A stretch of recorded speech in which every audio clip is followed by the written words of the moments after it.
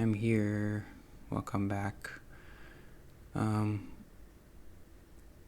There's a guy playing music outside. You probably can't even hear him, but he's kind of distracting to me. That's part of my topic today is about, maybe you can hear that, but something I talked about before is the highly sensitive person thing. I was kind of Googling it more today and resonating with it, and so I think it came up we had talked about being sensitive yesterday in therapy. So hi, it's been a while. Last recorded last Monday and today is Thursday. So a lot of days and most of them not good still, so I don't know. Yeah, it's hard. It's a highly sensitive person thing. It resonates a lot with me, with this car outside. And this is the whole thing about putting yourself in a box of I'm a highly sensitive person.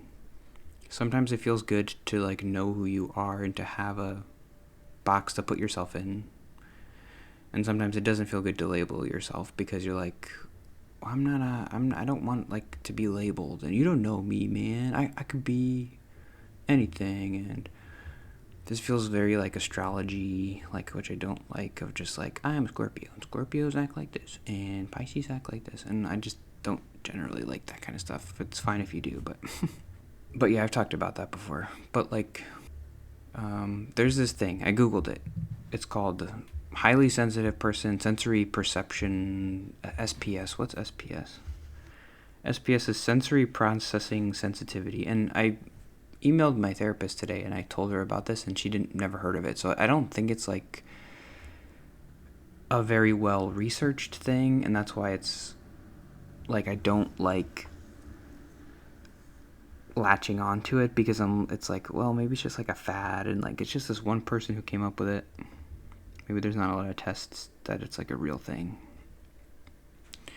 It's Enneagrams or Burger Madoff. What's that? What's that test that's ESPF, or I'm an introvert PF, or whatever, that kind of stuff.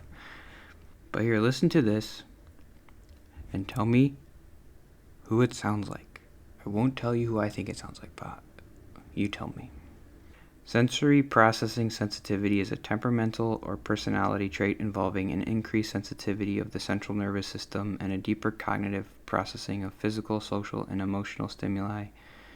The trait is characterized by a tendency to pause, to check in novel situations, greater sensitivity to subtle stimuli, and the engagement of deeper cognitive processing strategies for employing coping actions, all of which are driven by heightened emotional reactivity, both positive and negative. So here's people with high S.P.S. report having a heightened response to stimuli such as pain, caffeine, hunger, and loud noises. And this freaking guy outside is being loud. And I'm stimulating. He's stimulating me. So it's to me, I don't know. I had put myself in the social anxiety box for 20 years. And so putting myself in another box is not appealing to me. That's why I didn't want to put myself in a depression box and be let's fix depression, like I did with social anxiety. But the thing about introversion and sensitivity is and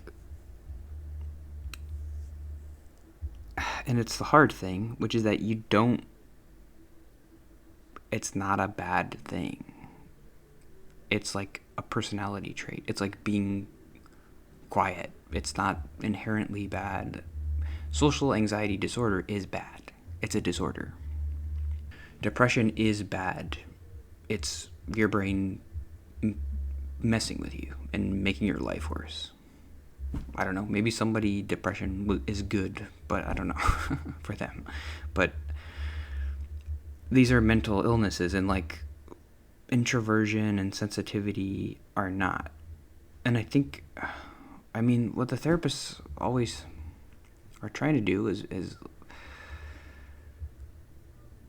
get you to accept. Even when I first started, a lot of what therapy was trying to do is get me to accept who I am, and I never wanted to do that. I'm like, I'm bad. I know I am bad because I never have any friends and I never want to talk to anybody and I never want to be around, and that's bad. I know that, and it like is. That is bad.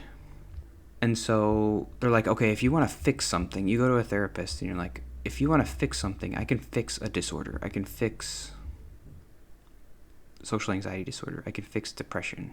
I have tools for that. And I'm going to the therapist and I'm like, I want you to fix me because I am not happy and I don't know how to live. And so they do, I don't know, that sometimes they'll be like, but maybe I just push back too much. Sometimes they'll be like, well, you are introverted and it's okay to just like be alone all the time. And I'm like, no, it's not okay. It's not okay. I've been depressed, like really bad. Last week was really bad. Really bad. I was crying a lot and being really sad and having this recurring thought of like, I am paralyzed. I can't stay here and I can't go out there. If I stay here, I'm alone all the time. I won't ever talk to anybody and I'll live 80 more years, whatever, and I'll just be alone all the time and that'll be the worst. Or I go out there and I am incapable of connecting with anybody because I am me and I've never been able to do it. So I'm paralyzed. I don't know what to do. Like, I don't know. It did help in therapy yesterday to be like, what I said was like, okay, she was trying to like dig deep into like, what's an underlying belief, your core belief that is emanating all these bad thoughts about you. And to me, it was that I'm incapable. I'm incapable of living my life and being happy. If somebody else, if the therapist, if you out there, if anybody else jumped into my brain and had my whole brain, but like their cognitive ability or something, they could run my life. They'd be like, oh, this person is introverted and sensitive and quiet. I know how to live. What's going on back there? I know how to live this kind of a life and be happy. I can figure it out at least. Me as the other person in my brain. But I am incapable of figuring it out. That's what's wrong with me. I can't figure out how to know who I am and live it out there in a way that feels right and I make it work. I am broken because I can't do that. I'm incapable. Yeah, I mean, this feeling of trying to accept myself is coming from a place of trying everything. I tried everything. Yeah, it never really worked. So if doing any of that stuff was gonna work to help me be the person that I think I should be, it would have happened already, right? Okay, there's this person that I think I should be. I should be this person who's like talking to people and having friends and connecting with people and like, oh, sometimes I'm quiet and I like to be alone sometimes, but most of the time, like, not most of the time, but like sometimes I like to be around people and I'm talking and I'm going to improv and I'm doing soccer and I'm like in the moment and I'm like, oh, this is fun, and like I'm normal and I'm joking like, hey Joe, good pass, you stupid idiot, and whatever people do. And that's me. That's the person that I'm like thinking I should be. And I tried to be that person for 7 years. Like, I'm telling the therapist, help me be that person. And they're like, okay, do an improv class. Okay, I did it. I'm not that person. So, like, what's going on? And give it more time. I don't know. 7 years. So, it's done. I'm not doing it anymore. And a lot of the depression was just being like, oh, if I don't do that, then am I giving up? Right? I'm not. I'm telling myself, like, I had this plan, and now I'm not doing it. So does that mean I am just done? And I'm just supposed to sit here forever and my whole life because I'm done, right? I tried everything. I'm done pushing myself to be the person I want to be. I want to be a specific kind of person, and I can't. And like me accepting that is the only thing that's being like, okay, if I can't be that person, what kind of person can I be? There are people, I don't know. I mean, there are people, they are blind, they are gay, I don't know. Don't have any arms or something, and they can live lives that are meaningful and good. Like, some people, I don't know, the gay thing maybe is bad. I don't know, I was thinking about the gay thing because I was like, I was thinking about like reading the highly sensitive person Wikipedia page and being like, reading it and being like, oh, that sounds like me, but then kind of pushing against that because I'm like, well, I don't want to do that. But then I'm like, well, what if I was gay? And I'm reading like the Wikipedia article about being gay, and then it's like, being gay means like this, and you like to do this kind of stuff, and then whatever. And then I'm like, oh, that sounds like me. Wouldn't it be good for me to like accept that, right? So if I'm reading the highly sensitive person thing, wouldn't it be good for me to accept that? But then also it's like, I don't trust that this is exactly a real thing. I went on a weird tangent, but maybe that made sense. I don't know. So this is how we end the video today. The video will end on the thought, this felt like the most rambly, but that's the thing, is like the freaking car outside.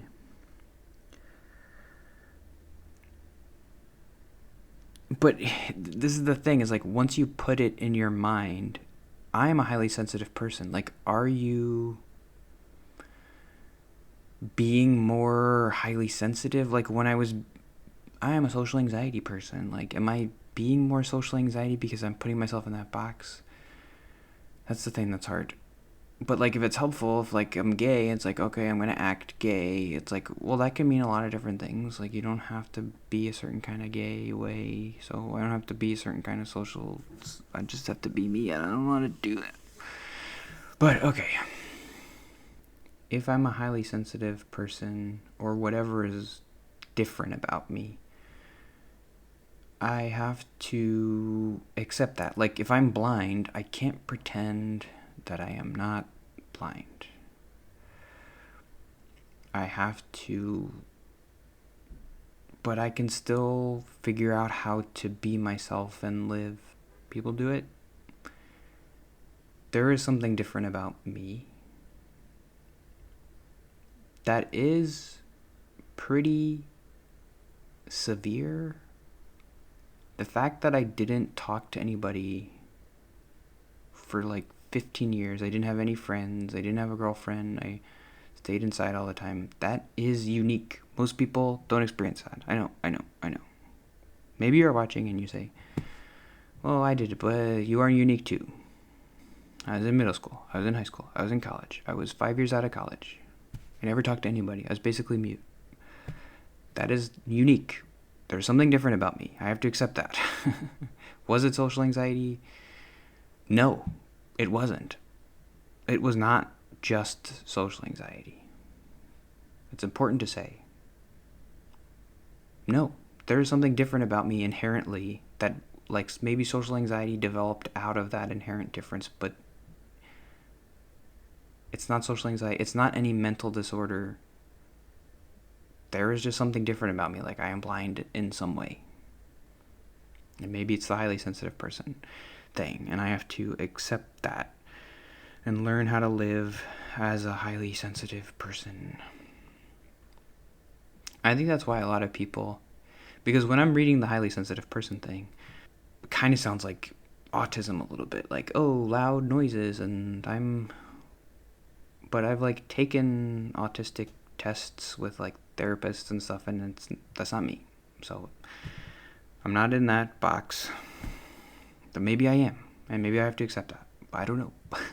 I'm trying to figure it out. I don't know. Help me, microphone. Tell me what to do. Alright, that's enough. I gotta get some paint chip. I don't know how to say it, but it's called paint chip. With my hair bad, I'm highly sensitive about my hair. That is very true. I'm highly sensitive. looks great. Alright. Smell you later. Bye.